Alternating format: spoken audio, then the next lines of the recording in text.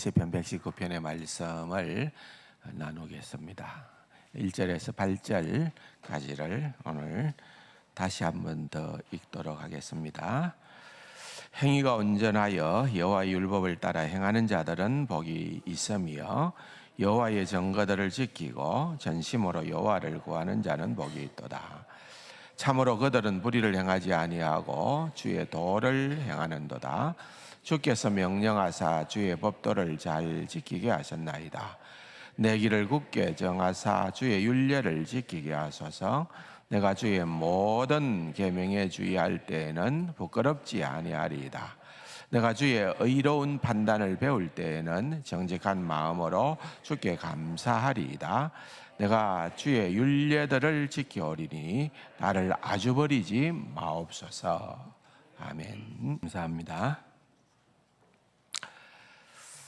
한 며칠은 바람도 좀 불고 약간 그래도 좀 시원했던 것 같습니다.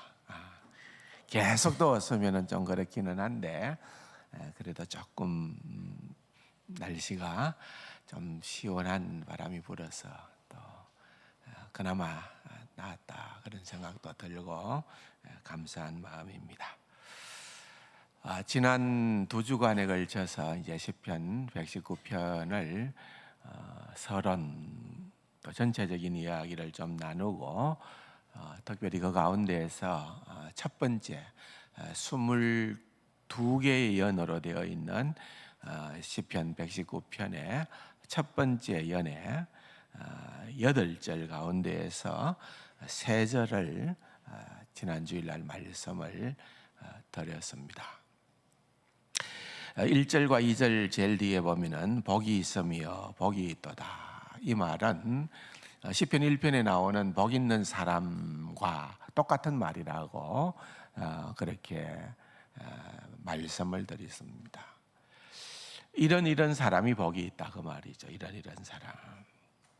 그러면은 그것이 시편 1편의 주제이기도 하고 또 확장해서는 시편 119편의 주제이기도 하고 더 나아가서는 시편 150편 전체의 주제이기도 하고 성경 전체의 주제이기도 합니다. 복 있는 사람, 이런 사람이 복 있는 사람이다 라고 할 때에 특별히 우리가 이제 119편과 연관해서 우리가 깨닫고 바로 알아가야 되는 그러한 중요한 사항은 뭔가 하면은 어떤 사람이 복 있는 사람이냐. 첫 번째로 머릿속에 연상해야 되는 것은 여호와의 말씀, 하나님의 이 말씀과 복이 연결되어져 있다는 거예요. 결코 우리가 세상적으로 말하는 그런 어떤 복을 성경은 복이라고, 진짜 복이라고 얘기하는 것이 아니고 여기에 복이 있다라고 하는 이 말은 행복하다 그 말이에요. 우리가 어떨 때 행복하느냐. 하나님께서 우리를 창조하시고 하나님의 말씀 안에서 우리를 기뻐하게 만들어 놓은 거예요. 그러니까 우리가 하나님의 말씀과 상관이 없어지면은 그거는 복과는 반대예요. 복과는 반대. 저주받았다. 그렇게 볼 수가 있겠죠. 세상적으로 모든 것들을 다 성취하고 다 이루고 다 가졌다 하더라도 말씀과 상관없이 살아가는 자는 복 있는 사람이라고 우리는 간주해서는 안 되고 또 내가 그렇게 그것을 추구하고 따라서도 안 된다라고 하는 것을 우리는 깨달아 알아야 된다는 것입니다. 제일 긴 장이죠. 176절로 구성이 되어 있으니까 이만한 장은 없습니다. 그럼에도 불구하고 이 176절은 예외 없이 다 말씀과 관련이 있다는 거죠. 그렇다고 보면은 복을 얘기하면서 하나님의 말씀을 이 시편의 기자가 계속해서 놓치지 않고 있다라고 하는 말은 하나님의 말씀이야말로 행복의 절대 절대적이라는 거죠. 우리가 긴장해야 된다는 거죠. 우리가 하나님의 말씀을 대할 때의 나의 태도가 과연 이러한가? 스스로에게 질문을 던져봐야 된다는 거죠. 지겹다, 힘들다, 전립다. 여러분, 176절 시편 119편을 시작을 했는데 그동안 몇 번이나 끝까지 한번 읽어봤습니까? 물론 이 가운데는 읽어보신 분도 계실 겁니다만은 그렇지 못하신 분들도 많을 거예요. 왜? 그 말씀이 그렇게 썩 내한테 안 다가오니까. 그 말씀이 그냥 그게 그 말씀 같고 또 반복인 것 같고 그러다 보니까 다 읽은 거로 간주하자. 그렇게 자기 서로에게 격려하고 사실은 우리가 집중을 한다면은 한 20분 정도 시간을 배려하면은 다 읽을 수는 있잖아요. 그런데 사실은 이 시편 119편이 내 영혼의 상태를 알려주는 시금석이 될 수 있다는 거예요. 시편의 기자와 성경의 학자들과 수많은 사람들은 이 시편의 이 고백이 나의 고백이 되고 있느냐 하는 것을 그토록 소중하게 생각을 했다고 한다면은 이게 진짜 나도 내 고백이 되고 있느냐? 진짜 이것 내가 하고 싶은 진짜 기도가 여기에 다 들어있구나. 1절에서 3절은 기도가 아니라고 그랬어요. 이건 그냥 하나의 서술이고 진술이고 그냥 하나의 교리라고 보면 돼요. 그러나 4절에서부터 마지막 176절 그 173절은 다 기도라는 거죠. 다 기도. 그런 기도를 과연 내가 하고 있는가? 이 시편을 읽는 데에 별로 감동이 없고 내 마음이 공허해지고 별로 그런 생각만 든다면은 이게 하나의 시금석이 된다는 거죠. 내 영혼의 상태를 알 수 있는, 판단할 수 있는.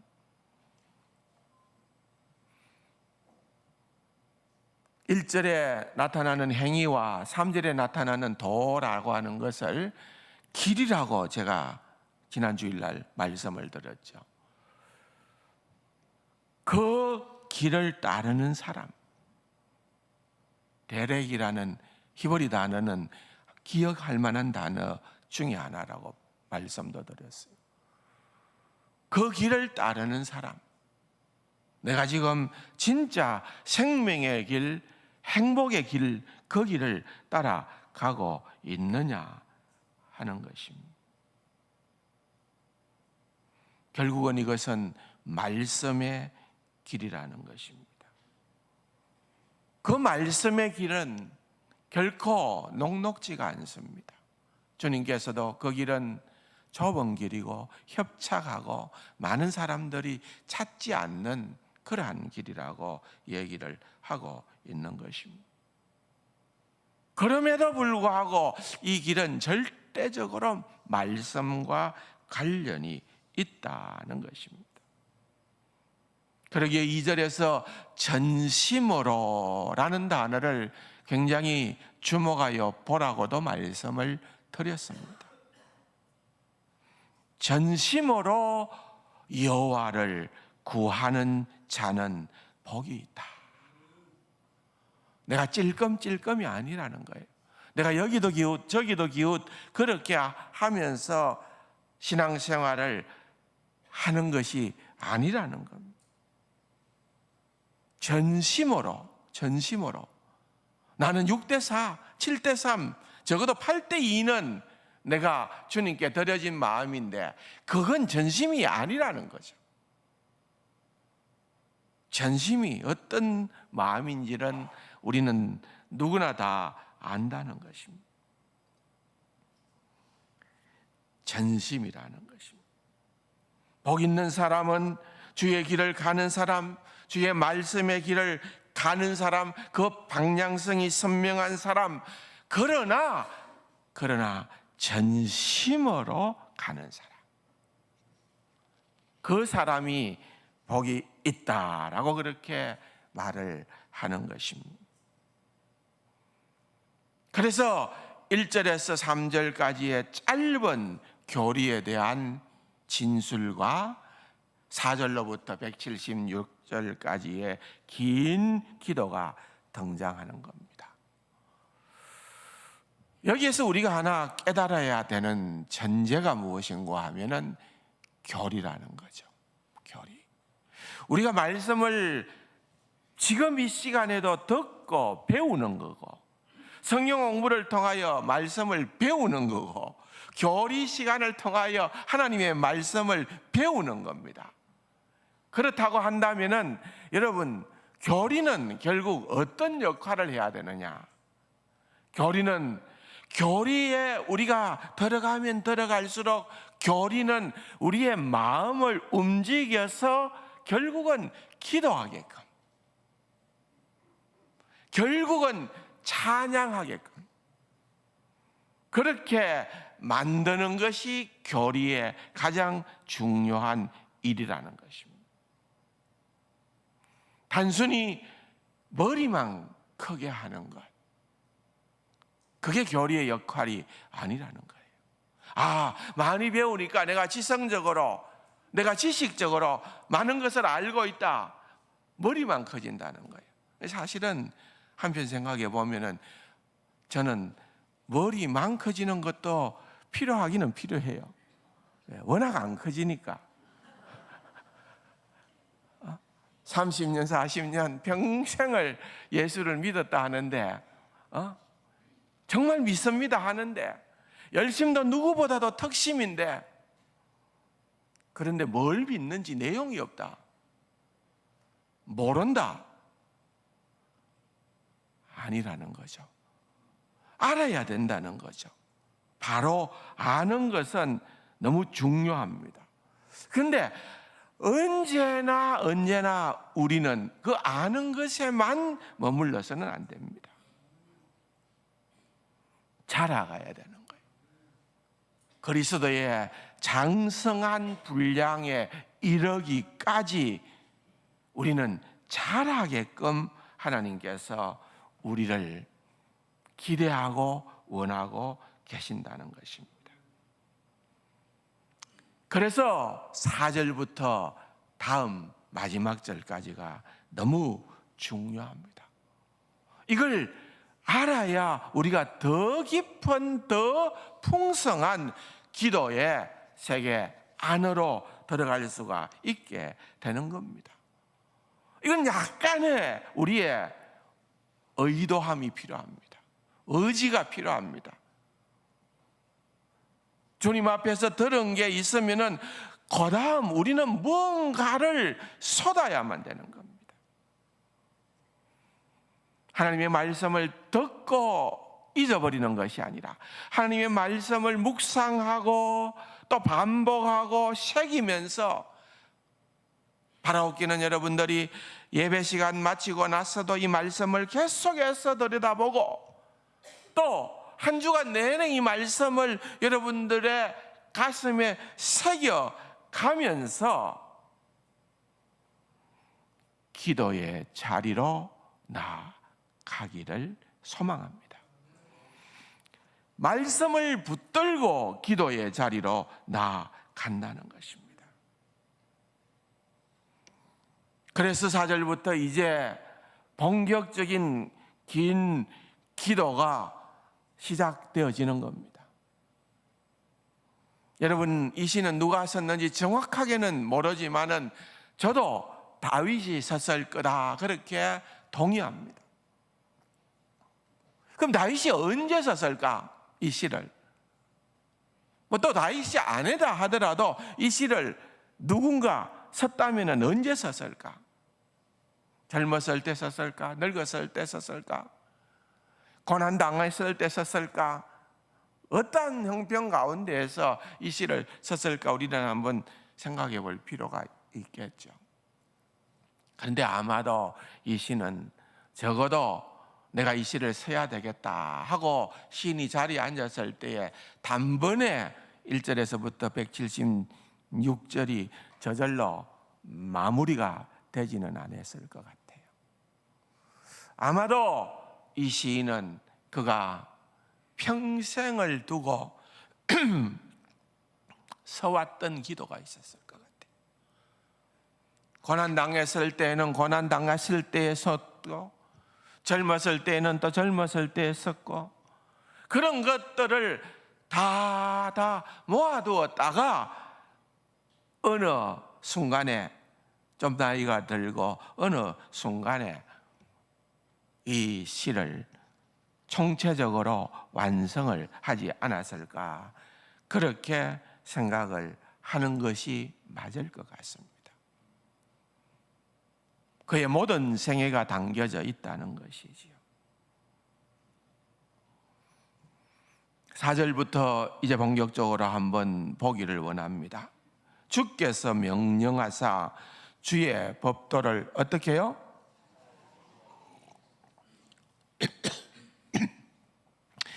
잘 지키게 하셨나이다. 주님께서 이 법도를 주신 것은 뭐다라고? 어떻게 하도록 하기 위해서? 지키게. 그런데 왜 빠져먹어요?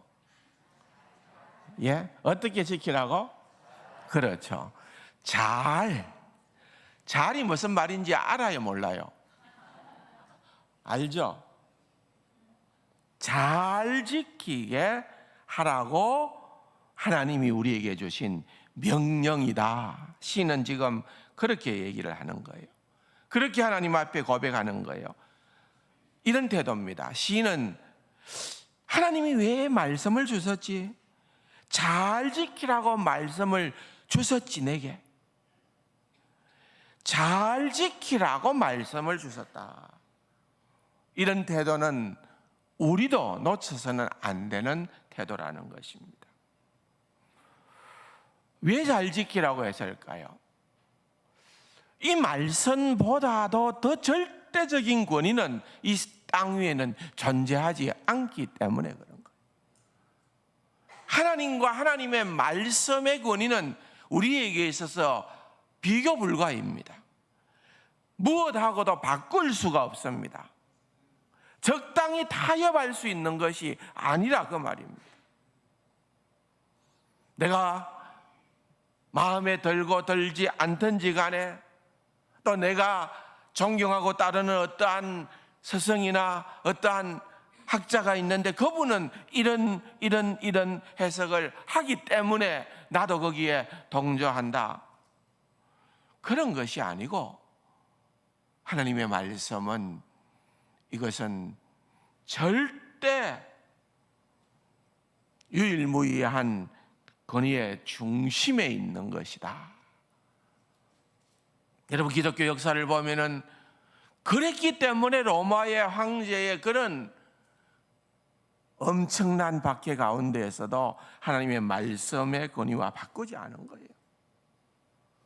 순교의 값을 지불할 때까지도 그리스도인들은 말씀의 권위를 인정했던 것입니다. 그런데 오늘날 우리가 살고 있는 이 시대는 어떤 시대입니까? 우리가 말씀을 보면서 어떤 생각들을 많이 합니까? 이 말씀은 좀 깊이 생각해 볼 필요가 있어. 이 말씀은 좀 구닥다리야. 이 말씀은 적어도 오늘 현대인에게는 적합지가 않아. 이 말씀은 해석이 필요해. 이 말씀은 말씀대로 곧대로 행동하라는 얘기가 아니야. 참된 말씀이기는 하지만은 해석이 필요해. 그 해석은 좋은 해석이 아니에요.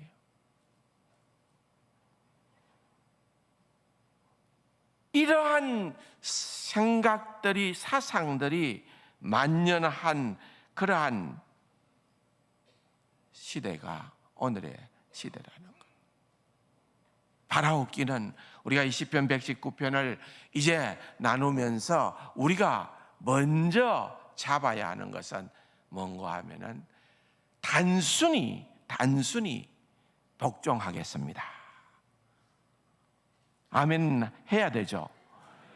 단순히 복종해야 한다는 거예요. 나는 토를 달지 않겠습니다. 나는 해석하지 않겠습니다. 나는 하나님의 말씀을 나의 절대적인 권위로 두겠습니다. 지금 시인이 보여주고 있는 것은 4절에 주께서 명령하사 주의 법도를 잘 지키게 하셨나이다. 단순한 복종입니다. 하나님의 말씀에 대해서 단순히 복종한다는 겁니다. 여러분, 우리도 이러한 말씀에 대한 태도가 너무나도 중요하다는 거예요. 단순한 복종.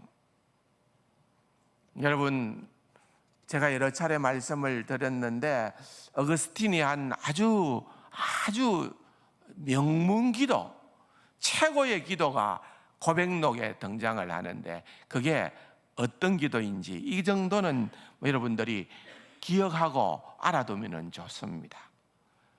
주께서 명하시는 것을 주시고, 주께서 명하시는 것을 주시고, 주께서 원하시는 것을 명하소서. 이게 무슨 말일까요? 여러분, 잘 해석이 안 되죠? 근데 이게 진짜로 복음의 핵심되는 기도였어요. 무슨 말인가 하면은 우리가 단순한 순종을 하고 싶은데 우리 자신을 보니까 순종을 할 만한 능력이 우리한테 있다 없다? 없다는 거예요. 그래서 이 말씀의 의미는 뭔가 하면은 주께서 명하시는 것을 달라는 거예요. 순종하게끔 해달라는 거예요. 순종할 수 있는 능력을 달라는 거예요. 그리고 주님이 원하는 것을 저게 명령하실 때에 그 명령을 따를 수 있는 그러한 은혜를 달라는 거예요. 여러분, 자유의지에 대한 세계적인 논쟁이 어거스틴과 펠라기우스에게 일어났습니다. 결국은 어거스틴은 정통 기독교 교리로 인정을 받았고 펠라기우스는 이단으로 규정을 받았습니다. 그런데 펠라기우스는 이 어거스틴의 이 기도를 정확하게 이해를 했습니다. 그가 뭐라고 얘기를 했는고 하면은, 그러면은 인간은 꼭두각시네? 인간은 자유의지가 없다 이거예요. 인간은 꼭두각시네? 아무것도 할 수가 없지 않느냐? 그렇게 그가 주장을 했던 것입니다. 그런데 여러분, 어거스틴은, 그 뛰어난 어거스틴은 그가 하나님의 말씀을 연구하고 그렇게 해서 깨달은 결과가 뭔가 하면은 하나님의 말씀을 순종하고 지킬 능력이 타락한 인간들에게는 없더라는 거예요. 그래서 하나님이 명하시는 것을 내게 달라는 것은 순종을 달라는 거예요. 순종할 수 있게 해 달라는 것입니다. 순종할 능력을 주시고 순종할 수 있는 은혜를 주시고 제가 무엇이든지 원하시는 것을 말씀할 때에 그것을 따를 수 있도록 해 달라는 것입니다. 여러분, 이런 기도는 순종할 마음이 있는 사람에게만 가능한 기도라는 거예요. 내가 순종할 의지가 전혀 없는 그런 사람은 결코 이런 기도를 할 수가 없다는 거예요. 적당히 남만큼만 하면 되는데 이렇게 생각하잖아요. 이런 기도를 할 이가 만무하다는 거예요. 오늘 시인의 기도를 봐도 4절에 주께서 명령하사 주의 법도를 잘 지키게 하셨나이다. 5절 내 길을 굳게 정하사 주의 율례를 지키게 하소서. 명하시는 것을 주소서. 어거스틴의 기도와 같은 기도라는 겁니다. 말하자면 우리는 하나님의 은혜가 없으면 순종할 수 없다는 겁니다. 하나님의 은혜가 충만하게 우리 가운데 머물게 될 때에 여러분 시편 119편 176절 그 가운데 4절부터 176절에 한 절이 다 내 기도가 된다는 것입니다. 그러나 내 영적인 상태가 좋지 않으면은 그 한 절 한 절이 탁탁 걸린다는 겁니다. 4절의 기도만 잘 생각해 봐도 주께서 명령하사 주의 법도를 잘 지키게 하셨나이다. 주님이 지키라고 주신 말씀이라는 거예요. 이런 마음으로 성경을 읽으라는 겁니다. 이렇게 성경을 대하라는 겁니다. 이런 마음으로 오늘도 하나님의 말씀을 들으라는 겁니다. 특히 이 시인은 잘 지키게 하셨나이다. 여러분, 이 잘이라는 말은 여러분 우리도 많이 쓰는 말입니다. 그죠? 잘.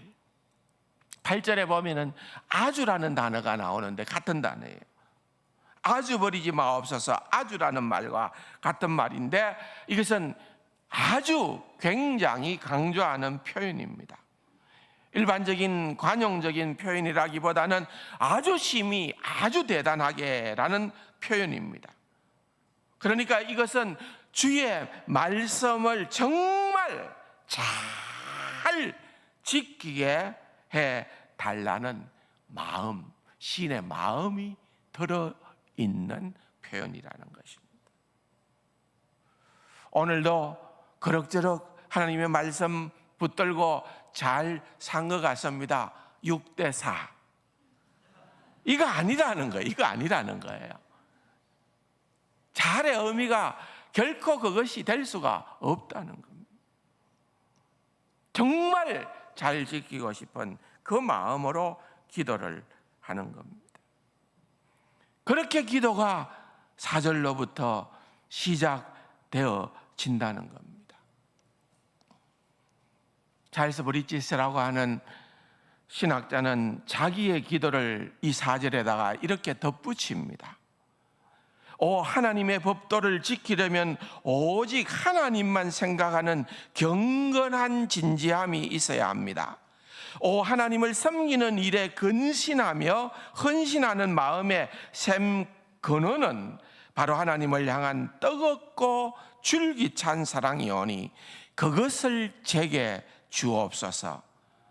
위로부터 나오는 지혜를 주옵소서. 그 지혜는 성결하고 화평하고 관용하고 양순하고 긍휼과 선한 열매가 가득하고 평경과 거짓이 없나이다. 야고보서 3장에 나타나는 말씀이죠. 하나님만 생각하는 견고한 진지함이 없이는 나는 이런 기도를 결단코 할 수가 없다는 것입니다. 이걸 알았기 때문에 하나님을 향한 뜨겁고 줄깃한 사랑을 제게 달라고 기도하는 거예요. 얼마나 풍성한 기도입니까? 여러분 4절 한 절만 붙들고도 기도해 보세요. 대단한 기도입니다.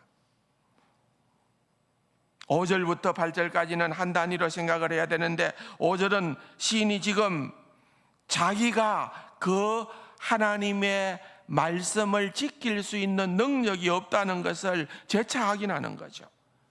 다 같이 한번 읽어볼까요? 내 길을 굳게 정하사 주의 율례를 지키게 하소서. 이렇게 말하지 않잖아요. 주님, 내가 주의 율례를 잘 지켰어요 라고 말하지 않습니다. 주의 율례를 제가 지킬 수 있도록 해주세요, 이 말이. 어거스틴의 기도와 똑같은 기도입니다. 주의 말씀을 잘 지킬 수 있도록 해주세요라고 하는 그 기도를 한다는 말은 내 마음이 잘 지키고 싶은 마음이 있어야만 이런 기도를 할 수가 있다고 말이죠. 그렇지 않습니까? 5절에 내가 주께서 내 길을 이 길을 굳게 정해 주셔서 내가 흔들리지 않도록, 그래서 주의 율례를 지키도록 해달라. 그 내용이 5절 안에 담겨 있는, 정말 이런 기도를 하는 사람은 위대한 성도다, 그런 생각을 하게 됩니다. 주님의 이 길을 간절히 걸어가기를 원하고 전심으로 하나님을 구하는 사람이 아니면은 이런 기도는 할 수 없겠구나. 결단코 5절의 기도를 할 수 없다는 거예요. 그러므로 여러분, 우리는 이런 사모함이 있어야 될 줄로 믿습니다. 하나님, 내 힘으로는 주의 말씀을 따르지 못합니다. 순종할 수 없습니다. 연약한 존재이기 때문에 주님 잘 지킬 수 있도록 은혜 내려 주시옵소서. 하나님, 내가 오늘도 정말 떠넘어졌습니다. 회개할 수밖에 없습니다. 근데 날마다 회개만 하는 것이 아니라 뭐 해라? 잘 지키게끔. 그런 가운데서도 하나님 은혜 주셔서 잘 지키고 싶어요. 잘 지키게 해 주세요. 그렇게 기도하자는 겁니다. 오늘의 시대가 여러분 잘을 빼고 적당하게가 어울리는 시대일 수도 있습니다. 때때로 사탄은 우리의 마음속에 이런 마음을 줍니다. 너희는 연약해, 현실을 파악해, 연약해, 너네는 완전한 존재가 아니야. 그러니까 이만큼에도 그만하면은 잘하는 거야. 네 주변을 봐, 제대로 하는 사람이 하나도 없잖아. 너만큼도 못해. 스스로를 위로할 수 있을 거예요. 그러나 여러분, 성경은 그래, 너희는 연약해. 그래서 성령님이 계셔. 그래서 성령님께서 너희의 연약함을 위하여 지금도 기도하고 계셔. 로마서 8장의 말씀 아닙니까? 믿음을 행사할 정당한 이유를 생각하도록 너희들을 말씀으로 깨닫게 하셔. 시인은 6절에서 이렇게 기도합니다. 내가 주의 모든 계명에 주의할 때에 부끄럽지 아니하리이다. 다 중요한 표현 같아요.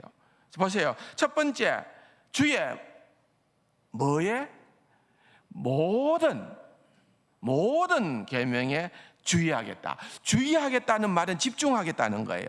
대충 헐깃헐깃 번호니 마느니 하고 지나치는 것이 아니고 정말 지키고자 하는 마음을 가지고 하나님의 말씀에 집중하겠는데, 어떻게?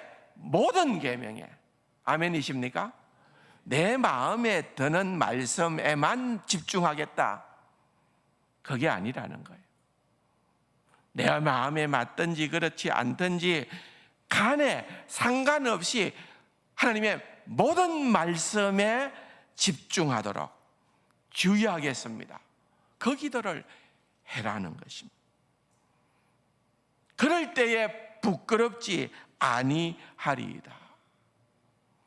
그러니까 또 영어 성경에 보니까 내 이 두 눈을 하나님의 말씀에다가 고정하겠습니다, 그렇게 번역해 놓은 성경도 있더라고요.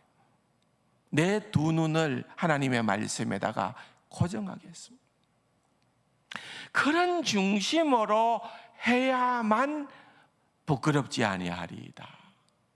여러분, 의외로 이 시편 119편에 보면은 31절에도 내가 주의 증거들에 매달려 사오니 여호와여 내가 수치를 당하지 말게 하소서. 80절에도 보면은 내 마음으로 주의 율례들에 완전하게 하사 내가 수치를 당하지 아니하게 하소서. 116절에도 보면 주의 말씀대로 나를 붙들어 살게 하시고 내 소망이 부끄럽지 않도록. 여러분, 이게 부끄럽다, 수치를 당한다는 것들이 중요한 거예요. 지금 시인이 생각하는 것은 이런 것들이에요. 내가 주를 위해서 이렇게 말씀을 붙들고 살았는데 주님 앞에 서게 될 때에 혹시라도 하나님으로부터 나는 인정 못 받는 자가 안 되기를 원합니다. 위선자라는 그런 자로 내가 부끄럽지 않도록 주님, 하나님께서도 그래, 내가 너를 인정한다, 하나님으로부터 인정받는 자가 되기를 소망한다, 이 마음이 있는 거예요. 이 마음이 있는 거예요. 너 진짜다, 이 마음을 가지는 거예요. 여러분, C.S. 루이스가 쓴 그 웨이트 오브 글로리라는 것 있죠. 영광의 무게, 영광의 무게. 하나님께서 우리에게 주시는 이 기쁨, 영광이라고 하는 것은 그 무게가 어떨 때 진짜 멋있는 무게로 드러나느냐, 최고의 무게로 드러나느냐 하는 것은 하나님으로부터 인정을 받을 때, 하나님이 우리를 아시고 하나님이 우리를 인정하시고 하나님께서 잘했다, 착하고 충성된 종아라고 하나님께서 우리를 그렇게 언급하실 때에 그게 진짜 영광의 무게감이라는 것을, C.S. 루이스가 그 표현을 정말 멋있게 했어요. 그러한 소원들을 우리 모두가 한번 가져보는 것이 좋겠다는 거예요. 내가 주의 모든 계명에 주의하겠습니다. 내가 원하는 것들은 내가 취하고 내가 부담스럽고 별로 하기 싫은 것들은 버리는 게 아니라 하나님의 모든 계명에 주의하겠다, 그 말입니다.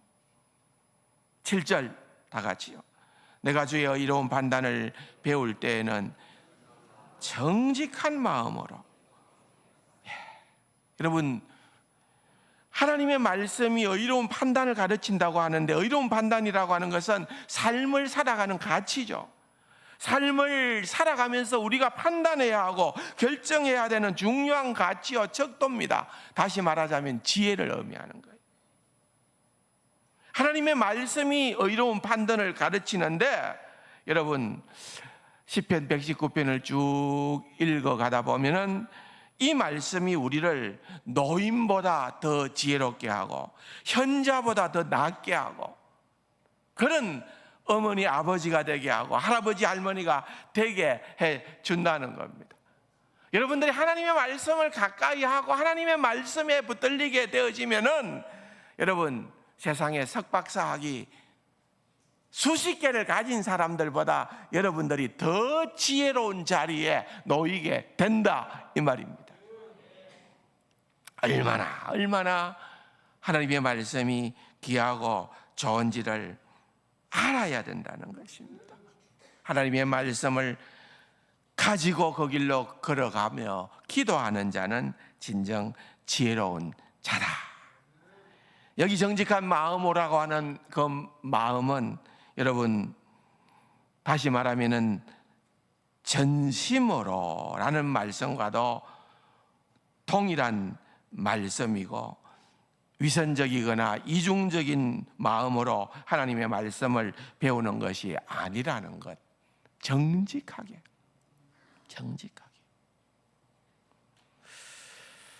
마지막 말씀을 보면은 내가 주의 율례를 지키 어리니 나를 아주 버리지 마소서, 그렇게 얘기를 합니다.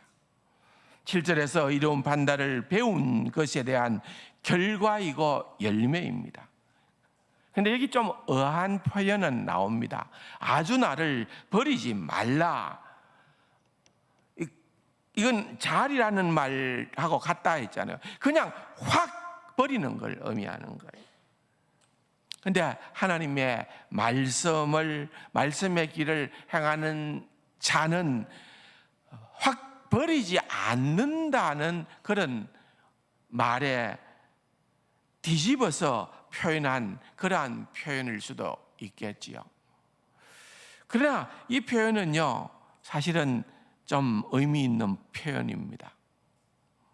엘렌 로스라고 하는 분이 굉장히 잘 설명을 해주고 있는데, 이 4절과 8절에서 잘 아주라고 하는 단어를 사용하는 것을 주목하면서 시편 1편의 구조와 같은 설명을 합니다.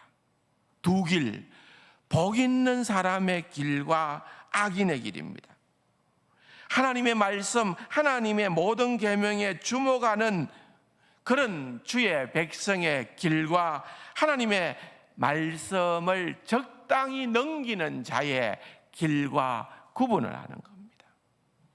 이게 오늘의 어떤 의미에서는 결론이라고 볼 수 있습니다. 말씀의 길로 행하는 사람은 복 있는 사람이요 행복한 사람이고, 그 방향성을 잃지 않고 전심으로 행하는 사람입니다. 그런데 이 길만 있는 게 아니라는 거예요. 다른 길, 다른 대략, 다른 길이 있습니다. 그 길은 하나님께로부터 버림을 받는 길입니다.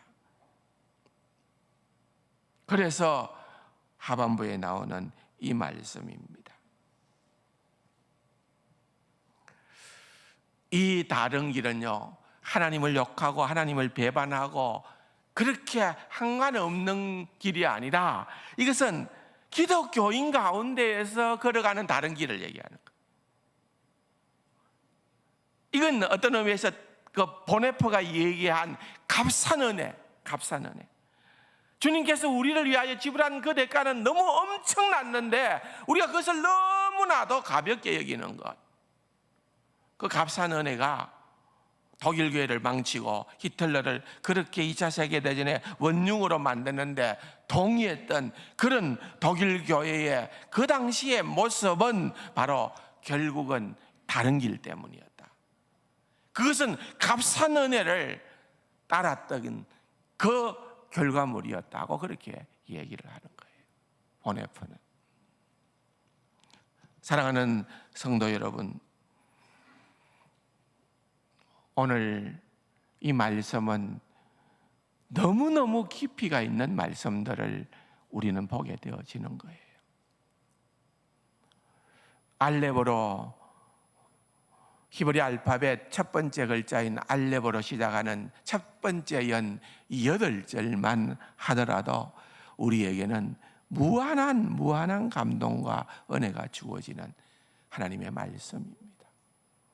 이 말씀을 여러분들이 더욱더 깊이 묵상을 하면서 말씀만이 우리에게 진정한 행복을 보장해 준다는 것을 기억하면서 말씀과 함께 살아가는 귀하고 복된 우리 세상 가족들이 다 될 수 있기를 주님의 이름으로 축원합니다. 다 같이 일어나서서 204